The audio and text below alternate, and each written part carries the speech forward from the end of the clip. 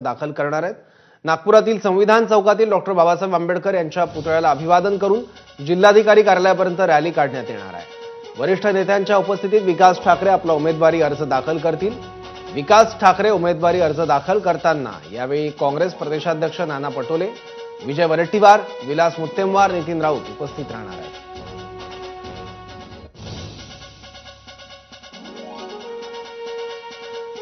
तर नागपुरातला नेमका हा संघर्ष कसा होणार आहे? भाजपचे उमेदवार नितीन गडकरी विरुद्ध काँग्रेसचे उमेदवार विकास ठाकरे अशी ही लढत होईल। नागपुरात नितीन गडकरी विरोधात काँग्रेस नेते विकास ठाकरे असा सामना रंगणार आहे। दरम्यान नाना पटोलेंनी नितीन गडकरींवर टीका केली आहे। नितीन गडकरी यांनी नागपूरसाठी केलेला विकास हा लोकाभिमुख नाही, त्यामुळे विकास ठाकरे नितीन गडकरी यांचा 2.5 लाख मताधिक्याने पराभव करतील असा विश्वास नाना पटोले यांनी व्यक्त केला आहे। विकास ठाकरे साहेबांनी हे जमिनीवर जाऊन लोकांसाठी काम करणारं नेतृत्व आम्ही या ठिकाणी उमेदवारी म्हणून दिलेलं आहे आणि मी तुम्हाला सांगतो की 100% विकास ठाकरेंचा या ठिकाणी विजय होईल। महाविकास आघाडीचे उमेदवार म्हणून त्यांचा विजय होईल आणि बीजेपीच्या उमेदवाराला परास्त व्हावं लागेल अशी परिस्थिती नागपूरमध्ये आहे। आम्हाला शक्ती प्रदर्शन दाखवायची गरज नाही, जनतेची चळवळच ही काँग्रेसच्या पाठी उभी झालेली आहे। बीजेपीला पैसे देऊन लोक आणावं लागतात अशी परिस्थिती दोघांमधला हा फरक आहे।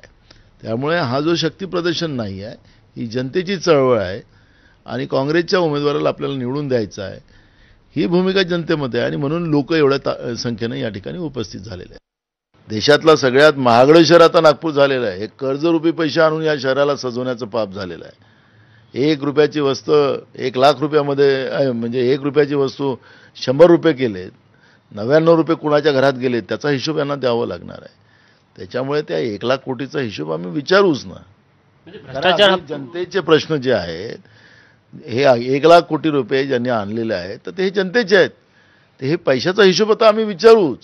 त्यांनी किती आकडा सांगावा त्यांनी सांगावं, म्हणून आम्ही एक पैशाचा हिशोब त्यांना विचारणार आहोत। आणि वाटतं नागपूरमध्ये तुम्ही किती मताधिक्याने विजयी व्हाल?